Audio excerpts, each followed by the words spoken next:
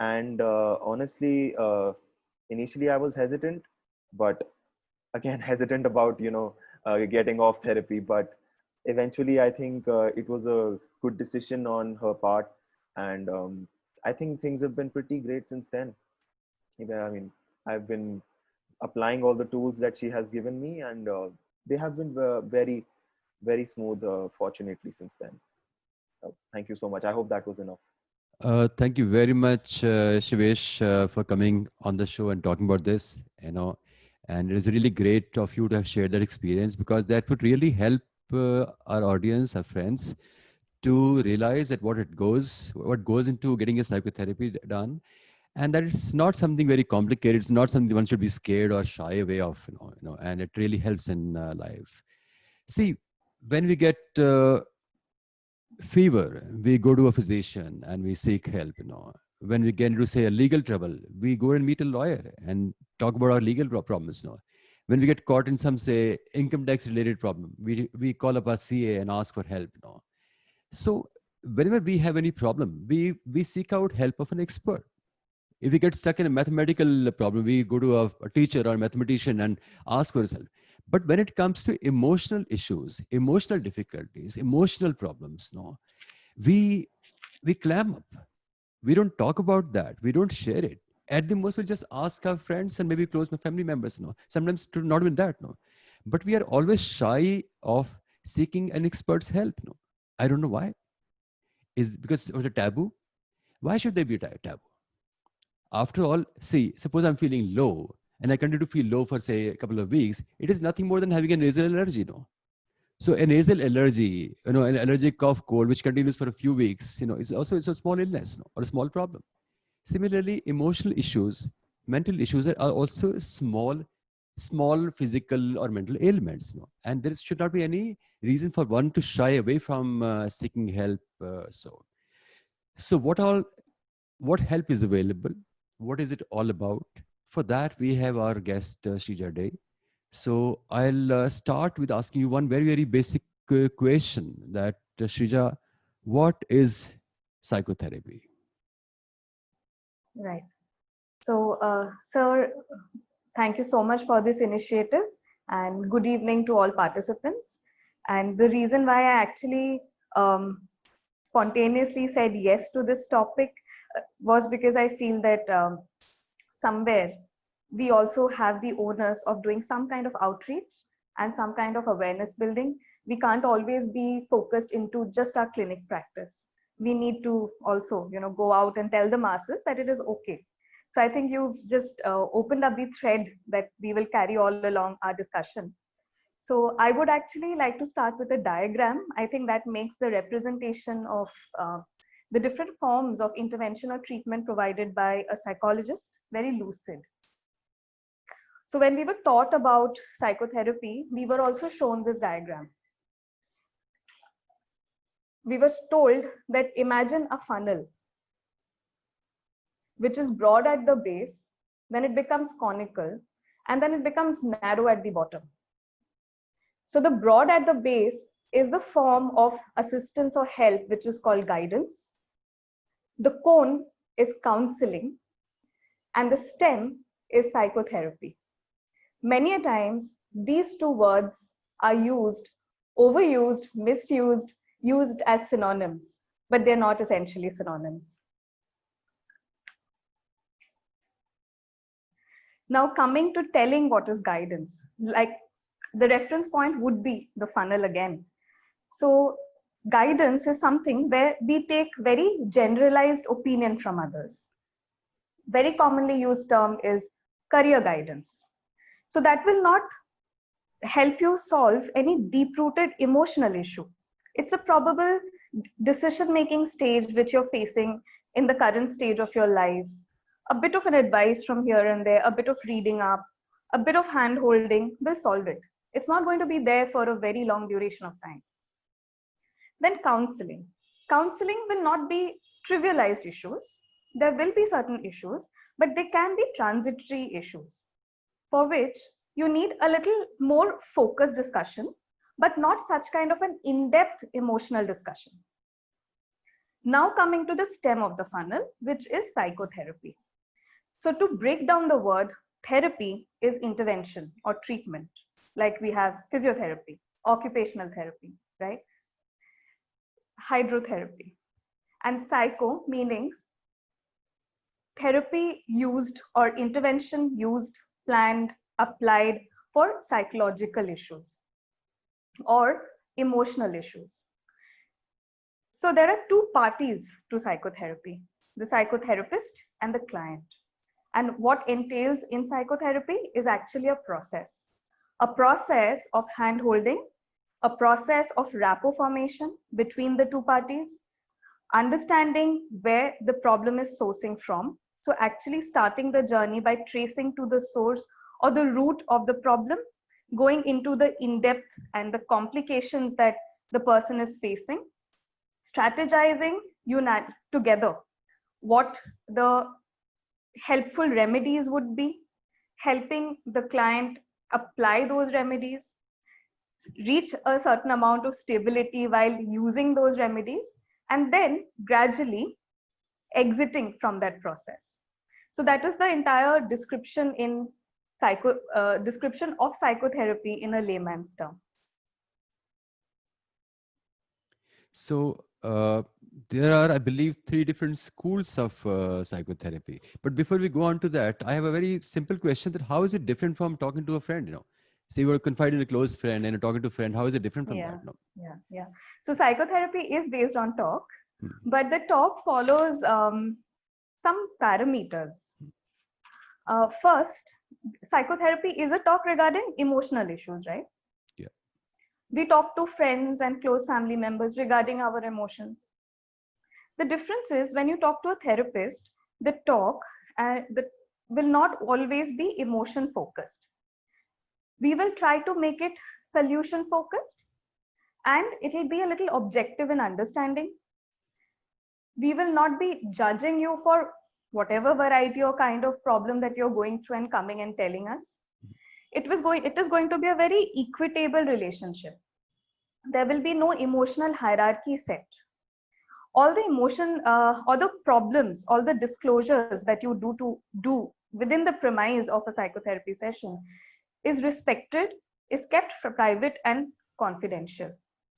And when the client is sharing, the client also doesn't have the burden that, am I burdening a family member? My friend is also going through a lot of trouble. Do I tell her what I am going through? So that burden thing is also cut off. And since it is a professional service that we're giving to you, you are also more invested and you take the service also seriously. Right. So I guess that is what makes it a little different from just having a you chat said with talk your about friend. guidance, counseling, and psychotherapy. So if I were to give an example, and you can correct me if I'm wrong, Yes, sir. so what comes to my mind is, say you're going to a new place, a new destination, you're driving down. Yes. Guidance is something, asking somebody on the road ki fine ki haan ki wo jagah kahan par hai, and he tells you and you can just follow that those directions. Yes. Counseling is something maybe somebody tells you, somebody gives you a map and you kind of follow that map over there. Whereas psychotherapy is like having a Google GPS in your car. At every turn, before the turn, somebody tells you, okay, fine, from 500 meters from now, turn right, or turn left. So on the fly, on the go, the person keeps guiding you and telling you unless you've reached the destination. That is when the conclusion of the therapy happens. Am I right in my comparison or example? So I'll edit a little bit about the GPS. Yeah. So GPS might tell you that you can take left and you'll take 5 minutes. You can go straight and you'll take 15 minutes. Yeah. So the choice is yours there. Yes. So there are alternative routes in GPS also. Yes. Yes. Fine. So that's fantastic. So you had mentioned about 3 different schools of psychotherapy. Can you, tell us about that? Yeah. So different schools of psychotherapy. Before that, because we're dealing with emotional issues, we need to understand the pillars or the, I would say, the basic principles of personality.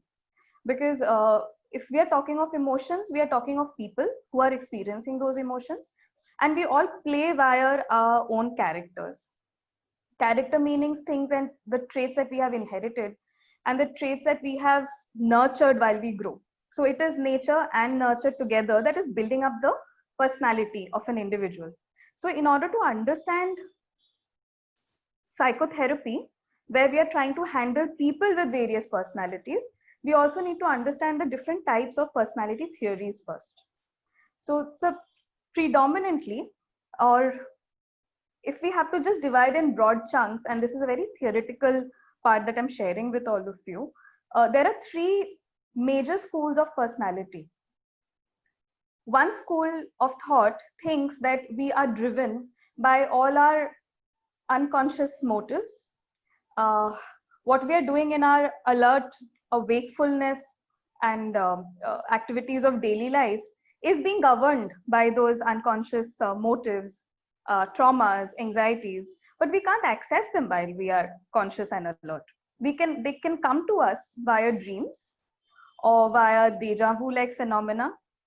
So that school of thought makes a person captive and responsive to the unconscious drives. So everything is deriving from the unconscious. Second school of thought says that no, it's not the unconscious. It is your response to an external stimulation. So you respond to your environment, and once you respond, you will either be rewarded for it or you will be punished for it. You will not get the right kind of reinforcement for it. So you will keep learning in the process, and then you will end up having the right kind of behavior. So that makes us accountable to the external environment to understand our traits, to understand our responses. Now, because these two traits did not, or these two school of thought did not give a lot of emphasis to the human being itself, the third school of thought emerged, which based on the basic goodness of human being and the basic existence of the human being as a race, that we don't have to be judgmental. We should accept everything and everybody with an unconditional positive regard. So the school of thought that spoke of the unconscious, from there, the emerging field of psychotherapy was the psychodynamic group of psychotherapies. The school of thought which said that anybody's response to an external environment shapes their behavior and hence their personality are the behavioral school of psychotherapy. And then the one which established or reinstilled our faith in the qualities of a human being, that gave rise to client-centered or person-centered psychotherapy. So broadly, these are the three school of thoughts under which we have a lot of subheads of psychotherapy. There are 300 plus psychotherapy all over the world that has been researched and theorized and worked upon. I think your profile says that your client-centric approach, you have. Yes, yes, so you believe in that part, Fine. So tell me, what I've is started to believe that. I'm actually trained in CBT, Okay. but with practice, I thought client-centered approach was the more holistic. Great, fantastic. So what are the conditions where psychotherapy of any form actually works? Yes. So regarding this, I would say that I would like to actually delineate here regarding the diagnosis and the severity of the illness. So because psychotherapy essentially is being practiced by a clinical psychologist who's a trained professional into psychotherapy. So we also are trained and aware of the different types of mental illnesses. So for any kind of mental illness which has a high level of severity, so we have mild, moderate, and severe cases. So for a severe case, psychotherapy alone will not be very effective. It has to go hand in hand with pharmacotherapy, meaning medications. Then the diagnostic part. So broadly speaking, mental health illnesses can be categorized as an illness where the client, the individual suffering, does not have insight, meaning does not understand that that person has undergone an emotional breakdown. There has been a lot of changes in that person's behaviors, thoughts, actions, emotional expression. He or she thinks that whatever I'm doing is normal. The way I'm behaving, the way I'm emoting, the way I'm thinking is part of my reality. But there's a clear break from what the other people think as reality. So these kind of illnesses where the individual does not have an insight into the changes he or she has undergone, and his sense of reality is broken from the external reality, those group of illnesses are called psychosis. So whenever we are diagnosing somebody with psychosis or the umbrella of psychotic illnesses, then it is important to undergo pharmacotherapeutic management. Single-handedly, psychotherapy will not work here. The other group of illnesses where the person has insight, the person is understanding that I'm going through a change, I'm not liking this change. This is not how I am. And it is not a very severe condition. It's a mild to moderate condition. Definitely psychotherapy will work. And what are those commonly seen conditions in our clinical practice? Anxiety, mild to moderate anxiety, mild to moderate depression, trauma-related issues, any form of abuse-related issues, interpersonal relationships-related issues, any significant life event, stress factors, end-of-life issues, and definitely the caregiver's burden. So the role of psychotherapy will not be just limited to mental illness. Many times, the caregivers of palliative palliative care support patients, they also need some kind of supportive work from the end of the mental health professional, meaning the psychologist here. So meaning thereby that any situation where somebody is under, say, an emotional pain or emotional suffering, needs help, whatever be the stage of life, whatever the circumstance, Yes, you know. yes. And also to simplify it, suppose if I have some problem and I feel that I'm having some problem and I need help, probably I would need a psychologist. If I am having problem, but I don't really realize that, others notice it, that, okay, he's having some problem, and we need to take him, then he probably he needs to be taken to a psychiatrist, So grossly speaking, is that so? So I would say that the avenue can open up with any of the professionals. Okay.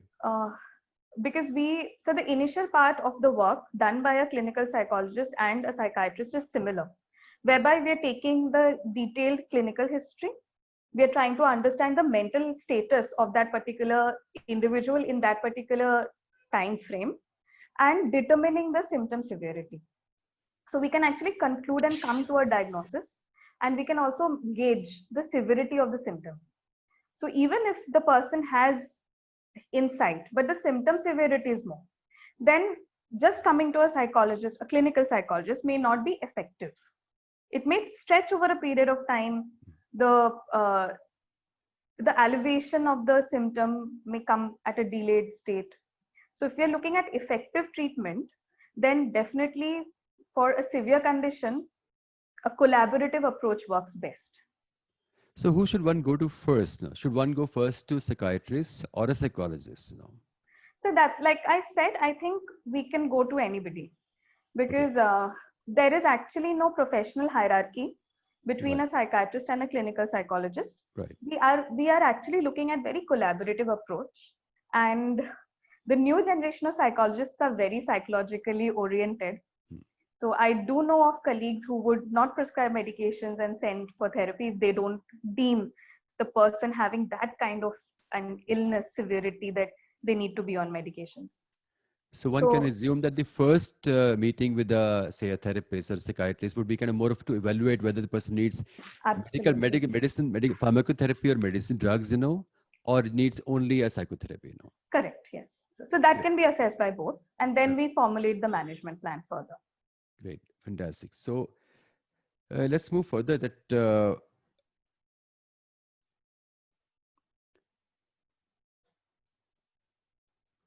what are the different? Let's go to the different types of psychotherapy that you mentioned. And what works in what condition, and how do you start the therapy, and how do you choose that what will work in a particular patient? Yes. So regarding the forms of psychotherapy, I would like to also say that it depends a lot on the training. So currently in India, psychotherapy training is a part of the MPhil clinical psychology course.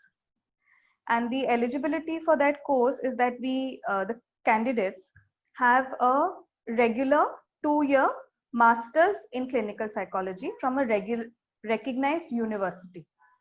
Then they need to clear a national level entrance, and then they have to clear an interview, and then they get admitted to an institute which runs the MPhil clinical psychology course, which is accredited by the Rehabilitation Council of India, the RCI. Like how we have the Medical Council of India, we have the Rehabilitation Council of India, which is the regulatory body which allows or permits a person to practice psychotherapy with a license.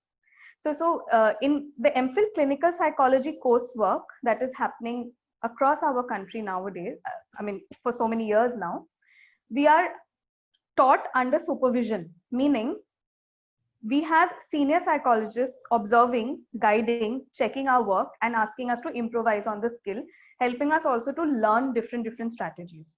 So in that, we learn cognitive behavior therapy, we learn rational emotive behavior therapy, we do learn some bits of psychodynamic psychotherapy, we learn motivational enhancement therapy, we learn interpersonal therapy, we learn social skills training, supportive psychotherapy, client-centered therapy, behavior modification, predominantly for adults. For children, we do learn, again, behavior modification, social skills training, and play therapy. Can you also tell us in one line each that which are the conditions where these things really work? So yes, that sir. say our audience will get to know that what is Correct. available for what condition. Yes. So what is documented basically? Like if I have to answer this question from a theoretical standpoint, then I will say that cognitive behavior therapy has a lot of evidence-based research stating that it works very well for depressive conditions. It also works well for anxiety-related issues. Along with that, psychodynamic psychotherapy, which is often, again, misused as psychoanalysis. Psychoanalysis just is a part of psychodynamic psychotherapy, one of the forms of psychodynamic psychotherapy. Psychodynamic psychotherapy works for, again, anxiety-related issues, trauma-related issues, interpersonal issues at some point of time. For personality disorders, we have another box of diagnosis where we call them personality disorder. The dialectic behavior therapy works well there. Regarding de-addiction related issues, the motivational enhancement therapy works very well. As part of childhood mental illnesses, not illnesses actually, conditions, we have the autism spectrum disorder, where behavior modification and social skills training work well. Regarding childhood disorders, again, any kind of conduct related issues, defiance, those fall under the, I would say, the subhead of behavior modification again, which will work good. For ADHD, attention deficit and hyperactivity disorder, attention enhancement related issues work well. And sometimes we also need to work alongside with occupational therapists for certain childhood related illnesses. So let us say a patient comes to you with his problems, then how do you go about dealing with the person, and like what are the sessions, what are the timings, and how often do you hold the sessions? So tell us about the process of, how you deal with the patient. And Yes. So this was the theory part that we learned while training, but it's quite different in day-to-day psychology practice. So I'll club both the answers together, the questions together and answer. So when we start practicing day-to-day, we can't really keep all the problem that the client gets to us and the techniques that we know as watertight compartments. So in practice, day-to-day clinical psychology practice, we more often than not end up having what we call an eclectic approach, meaning a holistic approach. So I will share my experience. I have observed this about myself, that I end up starting off with a very client-centered approach, where we are keeping in mind that the person who's coming to me is first a human being. And that human being is undergoing distress. That human being is not being able to cope with all the faculties he or she possesses at this moment. So let me hear him out in a very unbiased, non-judgmental fashion. So there I'm giving the person an unconditional positive regard. So I start off with the client-centered approach. Then it becomes a bit of a supportive care where time and again reassurance some is given. It's sought and is given. Sir, and when the rapport formation is done, when the mutual trust is established between the therapist and the client, then I do shift to a bit of cognitive behavior work, where we are formulating the different alternate ways of thinking, alternate ways of behaving, alternate viewpoints of looking at situation, So challenging the old patterns. in other words, that that first few sessions are spent in trying to understand what the person's problem is, Yes. and also trying to Absolutely. build up a rapport where the person develops faith and trust in you, Yes. and opens Absolutely. up in front of you. So So the first 2 to 3 sessions are Yeah. actually to establish rapport, to understand to explore the complete history, and also to reassure the client that I'm here to listen to you. So the reassurance part and the active listening part, and from my point of view, understanding the having the holistic picture of how this person is in his day-to-day life or in her day-to-day life. So we often say that therapy is a window to your day-to-day life adjustments. So it's only after a few sessions that you actually start, telling patients what to do and how to deal Yes. with their Yes. problem. So how many sessions do you think typically it takes for the patient to start feeling some relief and difference? So between the third and the fourth session. And that would mean, like, are these sessions weekly spaced, or you do them more frequently in the beginning? Yes. So we do follow a pattern here. So Yeah. depending on the intensity and again, severity of the crisis experienced or the distress experienced by the individual, Mhm. we either start with once a week or once in 2 weeks. And if once in 2 weeks can't be done, and once in 7 days looks a little big, a wider gap, we do once in 5 days. Okay. So it always starts with more frequent sessions, then it is slowly tapered off. So if I may start with once in 5 days, then I will go once in 7 days, once in 10 days, once in 14 days, once in 20 days, then once a month, like that. Suppose so I it say, is a suppose I say that process. I'm having too much of a problem. I can't wait that long. Call me every day, Can that be done? So every day, I would say no, at least a gap of every alternate day. Okay. Because like I said at the initial part, that the work is solution focused and not so much and not so emotion focused. So for us to understand and let the discussion sink in, we need a buffer time. Right. So every day, if I meet the therapist, I will be discussing problems. Right. So I'm not letting myself think alternatively. I'm reinforcing that loop of problem that I'm stuck in. Correct. So that's why it bit gives, of gap it in gives a between person a sessions. time to sort of prepare for the next session, also to assimilate thoughts and what he wants to talk to the therapist about, what he wants to share, what he forgot, So some gap is required. Yes. So once you understood the problem with the patient, say in about 2 to 4 sessions or so, then how do you start helping them out? Yeah. So like I said, so the first 3 to 4 session is a more, I would say, not a passive. It's the role is more of an active listening and understanding and providing with that, that warm environment where the person can come and open up about everything.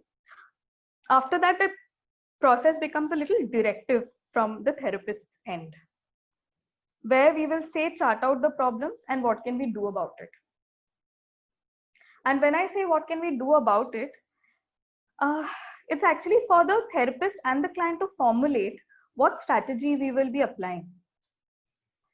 So because when I'm following a particular therapy, there are certain parameters listed for the client's criteria also.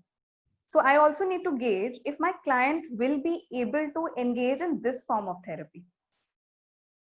If that person has that kind of, say, psychological sophistication or readiness to change, or is that person going to tolerate this amount of frustration?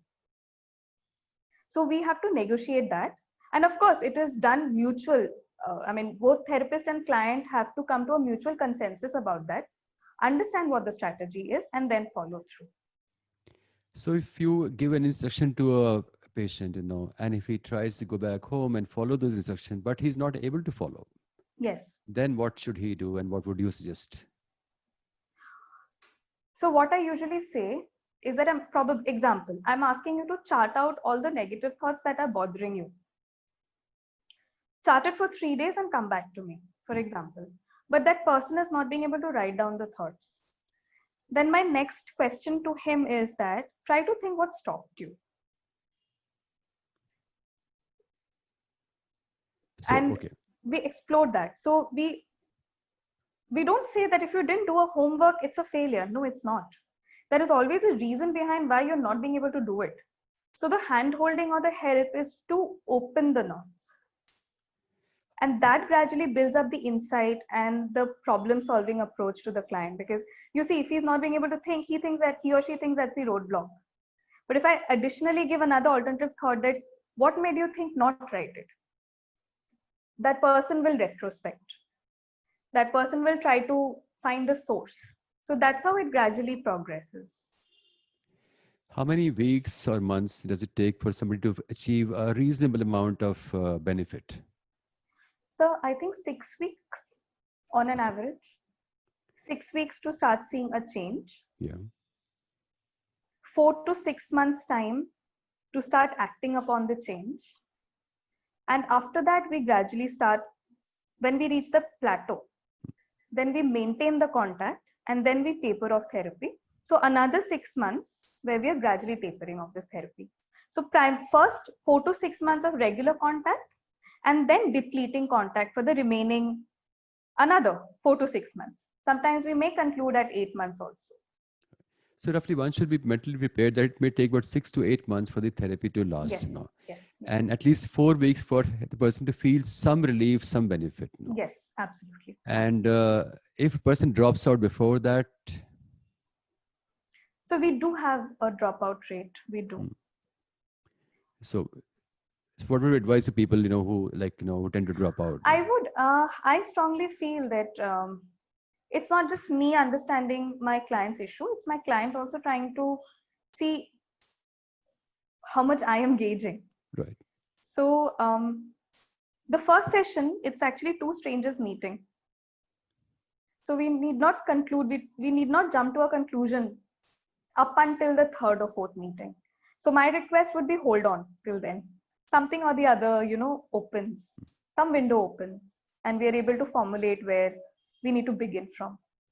So I'll ask you a question which may sound very, very funny, but I think it's a very pertinent question, that how to choose a psychologist, how to choose a therapist. Correct, because I believe that psychotherapy is something where there has to be a relationship forming between the therapist and the client. Yes. And there has to be a certain degree of faith, like if you don't believe your Google Maps, and if Google Maps says go right, you say, no, this is I don't believe in it, I go left. I may not reach my destination. So there has to be faith and relationship between the two. So how to choose a psychologist? How should I choose a psychologist that would work for me? So there is a professional angle to it. There's a personal angle to it. So professionally, I'm really laying emphasis on trained and licensed personnel you need to go to. The training is MPhil clinical psychology training, and the license is licensing by the Rehabilitation Council of India, RCI. So professionally, when you are choosing as clinical psychologist, you have to look for these two parameters: MPhil clinical psychology and RCI registration number. Now coming to the personal front, we do have a lot of profiles of clinical psychologists on every, I think, medical appointment related app. Do go through that, read it. There is a clear description about their nature of work done. Sometimes word of mouth also helps. If you know somebody who has benefited from a professional, seek that professional help. And one thing I will ask not to do while you're seeking help or while you're starting therapy, please don't go with a preconceived notion that I need to do CBT. Correct. I think we need to go by saying that I'm facing distress. I am not being able to cope with the way I have always coped. Problems seem to be the same, but this time I'm not being able to cope. What do I do? So we need to start the exploration on very neutral grounds. Because what I may think will be helpful via CBT may not work. The therapist and you may come to a conclusion saying that this kind of problem, it will not, you will not go far if you just use CBT. You need to probe a little bit more. Maybe you need to develop a little bit more insight. So we shift to insight oriented psychotherapy then. So like we are keeping everything open to discussion and processing it and coming to a conclusion with you. I would also request clients that seek the help. What strategies may come up and what part of therapy it is, let's keep that open when we're beginning the process. Doesn't matter how young or how old is a psychologist, whether male, female, lives nearby, far off, charges less, charges more, So I think regarding the gender issue, we are told that we are neutral gender when we are sitting on this chair. So gender is definitely not a part. Charges. So the charges are actually comparable. No, what I mean to say is should a patient, should a potential client look at that aspect, that how expensive is going to be therapy or not? No. So keeping in mind continuity, if you feel that yes, this process is important for me and I need to continue and this therapist is beyond my budget, there's no harm. Choose somebody who has the appropriate training. You do not think so much about the money factor. Please lay emphasis on the training the person has had and the registration and the license to practice the person has had. Good, fantastic. Because there are a lot of psychologists who are new to the field but are doing good work and charging comparatively less. Because senior psychologists will also have another, I would say, slab of charging slightly higher than people who are freshers, but everybody is trained. So in other words, you must make sure that the person who you're going to is actually qualified and fully equipped to deal with your problem. Yes, that's one. Yes. And one marker can be a registration with the RCI. And secondly, yes, go to a person, because this therapy is going to be a long one and the whole thing will turn out to be expensive. So whoever you can afford. No? So first, of course, look at the qualification, then you look at the affordability and Yes. accessibility. Yes. So that's so the distance. So regarding the distance, I don't know if it will matter now anymore, but yes, regularity is more important than you not showing up for the session because of not traveling. So distance brings another question, online Yes, versus real life in in-person therapy, Yes. Because these days, a lot of things happening online, like this chat is happening online. Do you think that Yes, online therapy is an option? Does it work or doesn't it work? It does. So I'll quote a recent study that I conducted during lockdown along with my professor from Calcutta University. So we are still formulating we are done with the result. We are writing the discussion chapter. So we did have different domains in a questionnaire that we developed, and we have collected data across cities in India. What we have found that regarding the quality of service, the medium of service, meaning the digital medium, regarding the availability and accessibility in terms of location of the professional, etc., nothing has actually been a deterrent. The only query people are raising is the confidentiality of information, which is again part of how we monitor the cyber aspect. So in terms of delivering service or people accessing service, people being willing to switch on to the virtual mode versus the real mode, we really have not seen any resistance. Okay. So efficacy wise, it has been documented earlier also that it is as efficacious as meeting in person. So good. Now brings us to the next section of our program. That is a question answer. So we have some guests who ask questions. So I'll call in Anupama for presenting the questions to you, and then you can answer those questions for us. Anupama. Thanks, Dr. Dhawan. So Shweta, the first question that I have for you is: are there any apps that you suggest for CBT for patients with mild symptoms, especially where financial issues refrain them from seeking help? Like, for instance, it says, for instance, web-based self-modules for educated, intelligent individuals, at least as a launching pad to therapy if they have financial constraints. See, if it is app based, is it going to be chat based? Well, what is your recommendation? Do you recommendation something chat based? Do you recommendation self-help modules? Do you have any recommendations is the question. Not really. I am not too much in favor of app-based therapy because it is a person-to-person contact important. Because you know what the person, because what the why I have the reservation is, you know, if it is you are having a problem on your own, you are understanding the intensity, severity of the symptoms on your own. You are very likely to have that bias when you're responding to a chat or an app. Okay, you are missing out on the objective feedback getting from a professional who can look in depth at your symptoms and sometimes beyond your symptoms also. So you need to stay away from these self-diagnosis, which can be misleading and which will impede your recovery. Got it. So what you're basically saying is that the self-learning modules or app-based things don't work because self-diagnosis is not what you would recommend as a I would not say, yeah, exactly. I would not ask anybody to go for a self-diagnosis. Cool. How does a therapist deal with resistance from a patient who has almost zero insight? I would say that again, we have different levels of insight, and zero insight is actually a technical question. So when we say zero insight, we also say that it is psychosis. So it is understandable that that person is going to resist a psychotherapist. So that is why with zero insight, the first point of contact has to be a psychiatrist. Got that. So it's so if you evaluate someone and you realize that this is a psychosis situation, you would actually refer them to a psychiatrist. Yes, the role of psychologist there would be to engage with family members actually. So we need to psychoeducate the family members, telling them that this is what we have identified in the person, and this is what you need to follow up for getting the right kind of recovery. And we will also psychoeducate the family members to tell them how treatment compliance is important.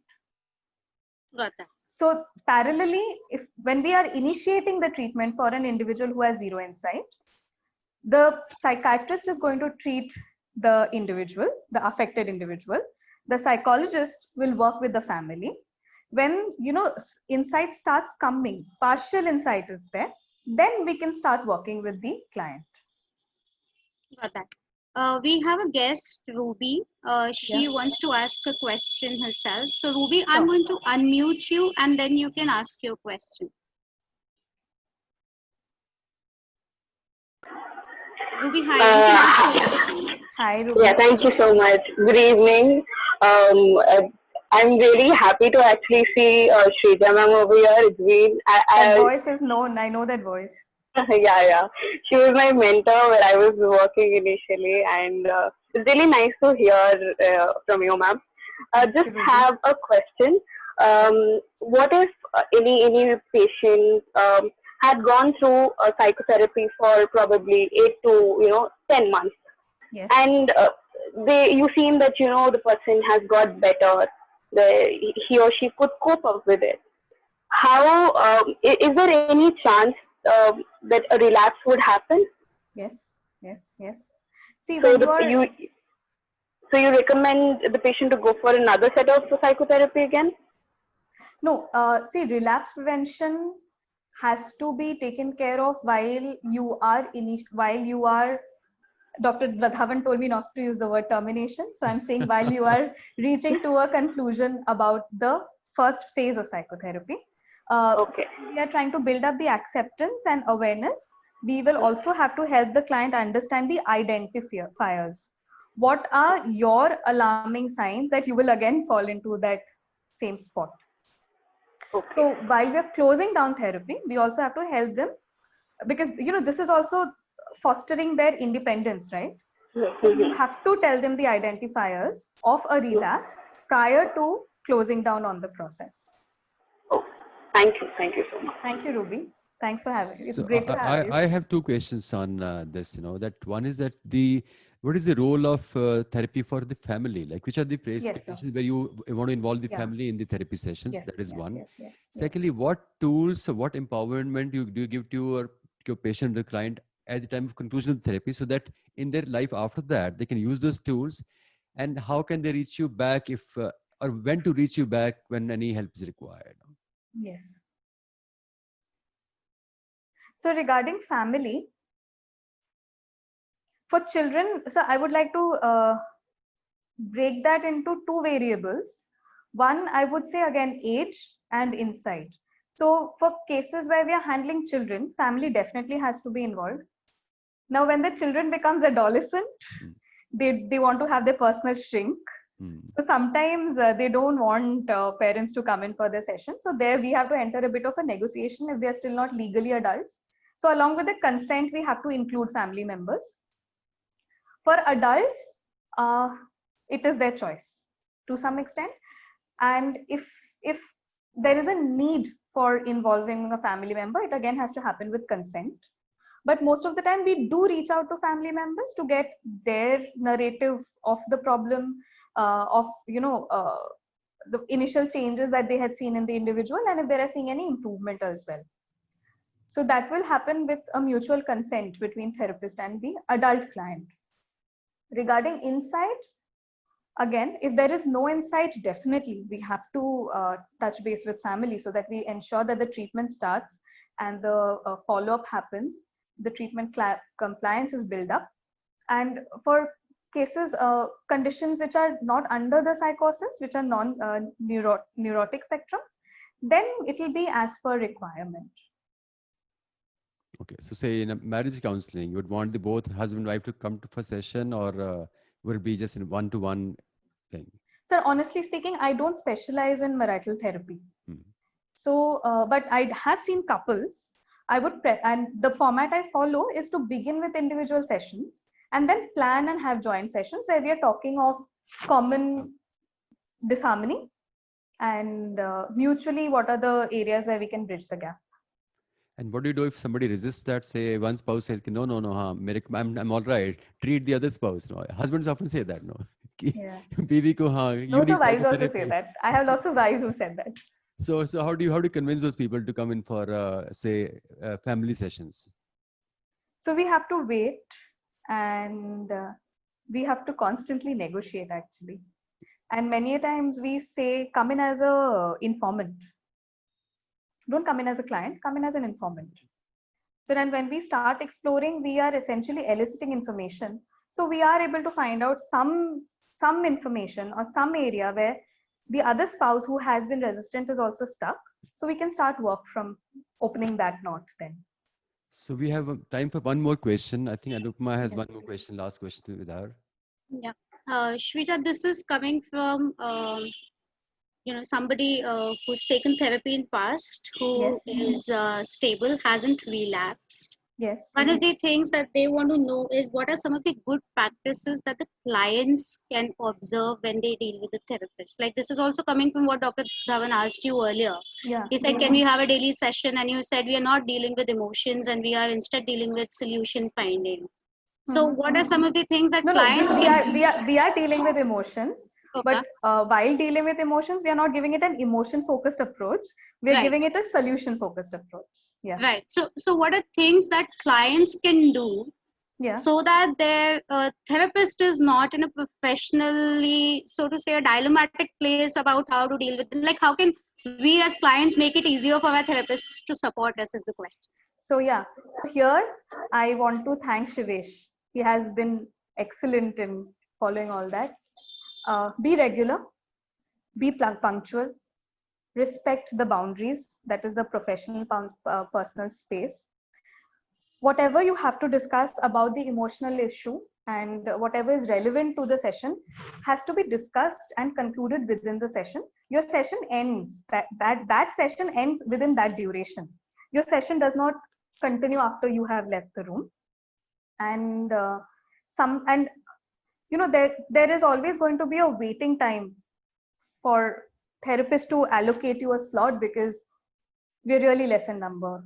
We're really less in numbers. For 1 lakh individuals in India, we have 1.5 therapists currently. So please don't misunderstand the therapist if the person is saying that, I can see you, but I'll probably have to see you after 3 to 4 days. So yeah.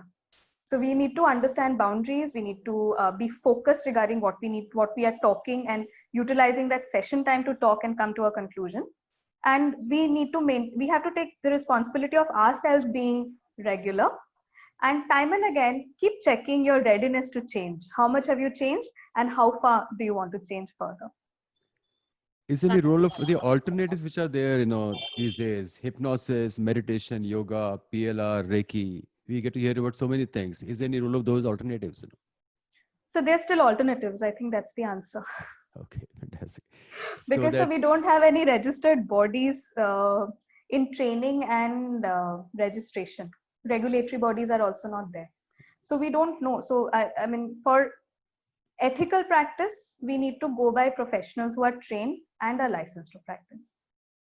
So that brings us to the end of this part of our session. I'd like to thank Shrija Dey for taking time out to coming here and sharing her experience and her expertise and knowledge with us. No, it's been really enlightening. Now that we know what psychotherapy entails, I hope that we will not hesitate in seeking help. So whenever there's any emotional issue which is dragged for, say, longer than what we can handle, we will not shy away. We'll kind of, maybe pick up a phone, fix up a time with the psychologist and go for, say, help. It's important to keep your body in perfect shape. It's important to keep your mind in perfect shape. So we'll do all that we can to keep our minds in perfect shape also, and also our bodies. So Shrija, thank you very much. Thank you so much. I'm looking forward to having you again on this session. And as you said that psychologists are short in shortage, maybe I am having some thoughts about changing my profession too.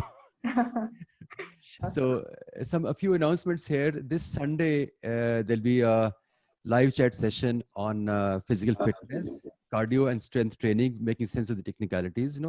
It is continuation of the live chat which happened last Sunday. And we have 3 eminent experts coming, really amazing athletes we have coming on this Sunday.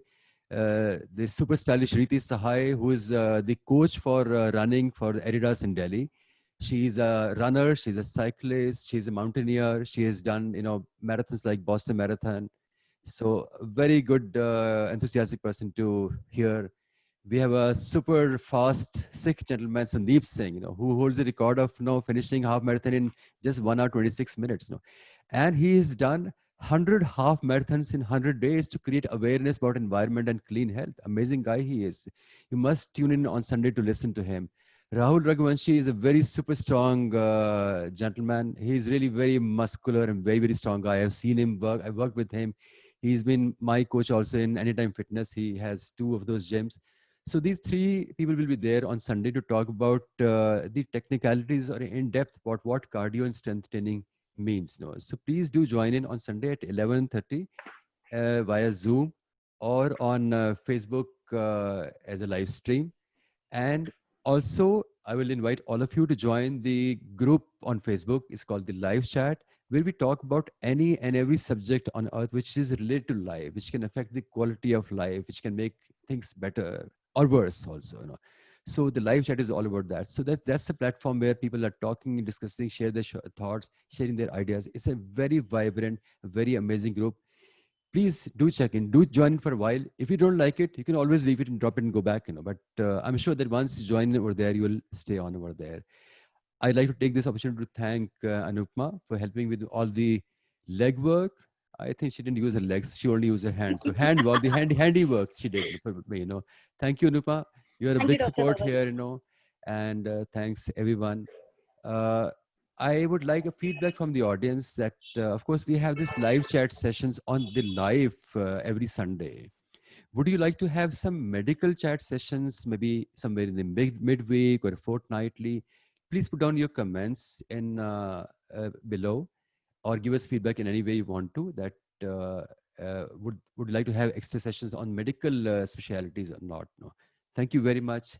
See you soon. Bye bye. Good night.